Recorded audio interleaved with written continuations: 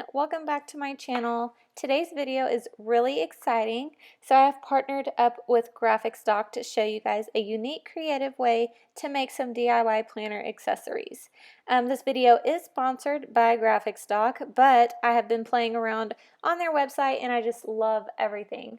So as you guys can see here, they have vectors, illustrations, photos, and then when you click on it, it kind of breaks it down into some categories. So they have unlimited downloads if you purchase the subscription. There is a library full of graphics, photos, vectors, and illustrations. They have about 350,000, that's a lot, images, and they are adding more every day. If you do purchase this subscription, all of their images come with a royalty-free agreement. There is no additional charge for that, so you guys can use any of this for whatever you like. So you guys can see they have birthday stuff, holidays. This would be great to have to make birthday cards, or if you scrapbook, you could print your own kind of template for your page. They also have calendars and lots of stuff like that. So you guys can see I searched wedding, and that is where I found the clip art that I will be using. And you will just go and click on the PNG option and download, and it will download straight to your computer. And they will all have a transparent background, so you don't have to worry about any white overlay or anything like that. So I did go into Photoshop and I made a bookmark as well as a cover. And if you guys want a Photoshop tutorial, maybe I'll show you guys how I use it. But yeah, I just downloaded the free version for a little bit while I figured it out, and now I pay monthly for it. I think it's like $10 a month. And I went ahead and printed out my cover I designed on some plain cardstock, so it would be kind of thick and help out with the durability. I grabbed this Recollections paper pad that I got at Michael's a while back. It has gold foiling, and the pinks and blues like really matched the colors that I used in my cover. So since I printed it on cardstock, and since this scrapbook paper is one-sided, I wanted to pull more so that it would be double-sided and not, just plain on the other side. So I grabbed a foil polka dot, a watercolor, and then like a blue kind of arrow pattern. So you will need a old Erin Condren cover, something that you don't mind marking up in case you do mark it up, but if you do, that's no problem, because you can just take rubbing alcohol and rub off your marks that you accidentally made. So when you do mark these, you make sure you're marking where the cover is, like the actual paper, not the laminate, because I have made the mistake before in marking where the laminate is, and so it will be way too big. So I just cut off the extra, and it was the exact size.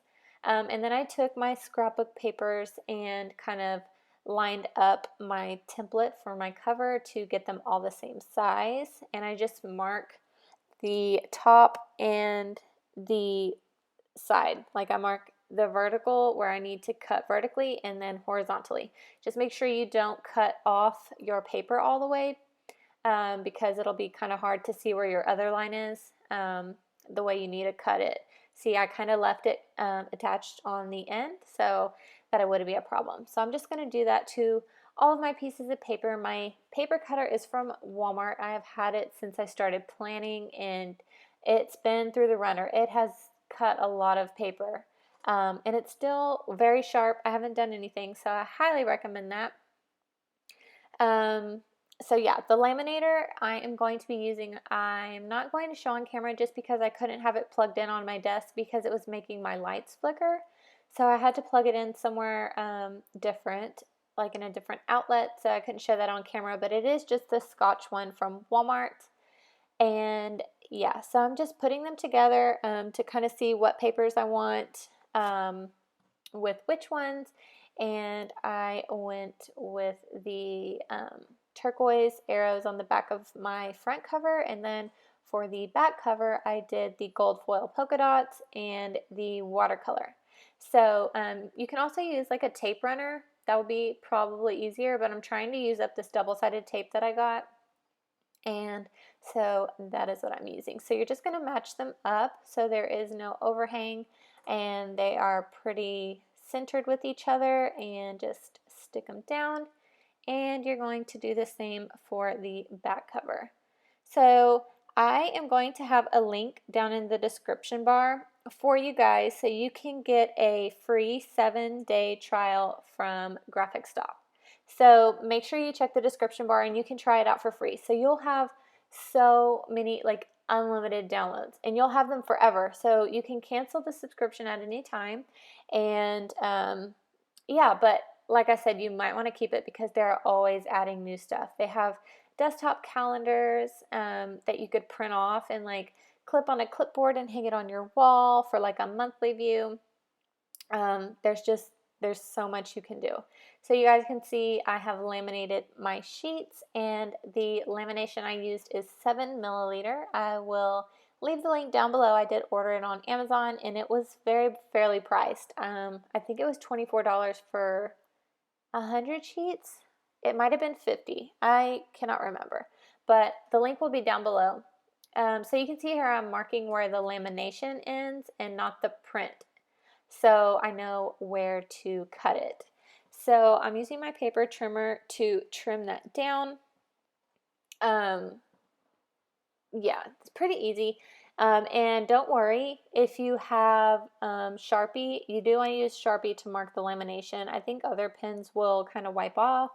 But if there is still Sharpie showing, all you need is rubbing alcohol and a paper towel, and it'll wipe right off. So I'm going ahead and marking my back cover, so it'll be the same size.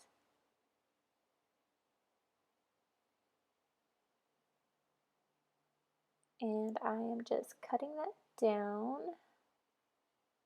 I really love how this turned out.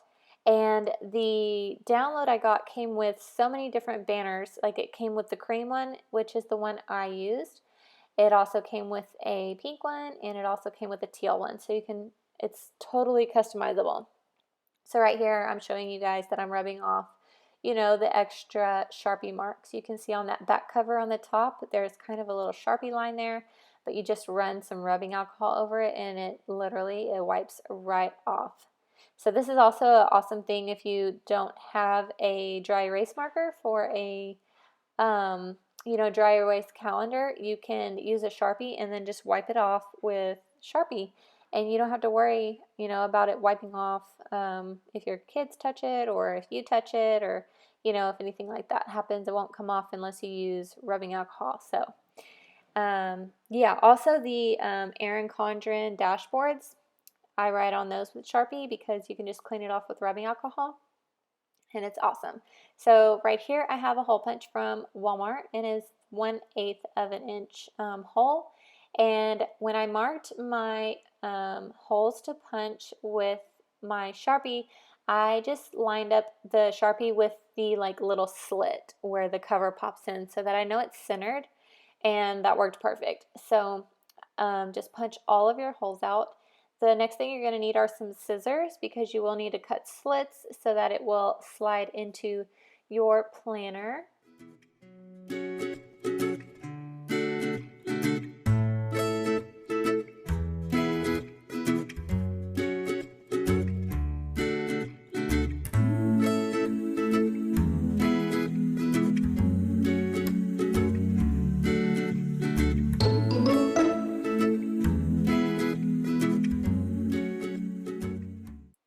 Right here I'm showing you guys that I have a corner rounder, but it doesn't punch very well, I think because I've used it quite a bit. I used to use it when I made dividers for my personal planners. So I just grab my scissors and I'm just rounding the corners, because sometimes when you leave them squared like that, it can scratch you or poke you since the laminate is kind of thick. So I'm just rounding those with my scissors really quick.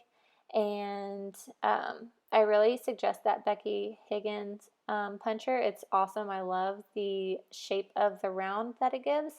And I got that from Hobby Lobby. So I'm just pulling off my old cover, and this one was made with 5 milliliter lamination from Walmart, and it's very thin. I want to see if I can layer my new laminate over it to see if it makes it thicker, but I'm not sure if it will look right because I think it's going to leave a lot of air bubbles since the other cover is really thick.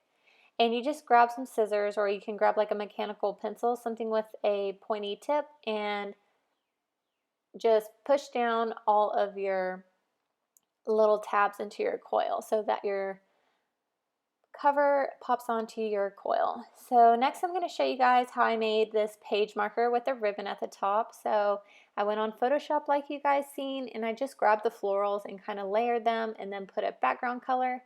I took my ruler and kind of measured how big I wanted my bookmark to be, and this one I did 4 inches high by 2 inches wide, and I'm just taking my paper trimmer and cutting as close to the color as I can. And since I did print this on white cardstock, the back is plain, so I went ahead and grabbed some of my leftover scrapbook paper from my cover and flipped it over, put my bookmark on top, and marked where I needed to cut so that it matched up perfectly. And then you'll just take your double-sided tape again once you cut it down, and I just taped it on the top and the bottom. I didn't even do the sides since it is so tiny. I didn't think I needed as much tape. You kind of just need tape to hold it so that when it runs through the laminator, nothing shifts. And then I lined it up with my desk and then pushed them together and smoothed it out. I grabbed another piece of lamination, and I wish I would have planned this out better. I would have combined this with my cover to save my sheets, but it was fine because I just put this in my paper trimmer and cut off the extra and put the extra back in the box with the other sheets so that I will have it next time when I do a project. So I'm just cutting that down, and I did round the corners on this one as well so it wasn't so sharp. And the next thing you're going to want to grab is a hole punch, and you want a bigger hole punch because you're going to run ribbon through it. So the next hole punch I used was a 1/4 inch of a hole. And right here, these are some ways that you can attach your bookmark to the coil. So those were sticky tabs. They are in like the school supply section of Walmart, and you just stick them on there. I have a tutorial. I used them on a project life card before, so I'll link that down below for you guys to watch. But I just decided to use the Erin Condren coil clips because I had them laying around. I think like a while back, one of my YouTube viewers had a bunch, and she was like, I don't even use them. So she sent them to me, so I'm still hoarding them because I just love them. But you can buy them on the Erin Condren website separately. And I have a $10 off referral link that you guys can use down below, and it is for $10 off your first purchase. So you can put that towards some coil clips if you want to create some of those. So I pulled some skinny ribbon out that I got from Michael's, and all of these colors were in the floral, but the green and yellow was kind of too bright. These florals are kind of pastel-y, so I pulled quite a bit out because I would rather have too much than too little. You will line them up and put the ends together, and then you want to fold it in half and just feed it through that hole. And once you feed it through, you'll just put it back through that bottom little teardrop shape and pull it tight. So I didn't do this in my video, but if you want to run a lighter over the ends of your ribbon after you cut it to the length that you want, you can do that, and it'll keep your ribbon from fraying and coming apart. But I didn't do it in the video. I am going to end up doing it after, whenever I get back into my planner. I will grab a lighter and run it over so that they will last. So I'm just going to pop this in my monthly view so I can turn to that really quick. And it's really cute when you close the cover because the little ribbon is sticking out. But I really hope you guys loved this video. Make sure you thumbs it up. Do not forget to check the description bar for the 7-day free trial link, and I will see you guys next time. Bye!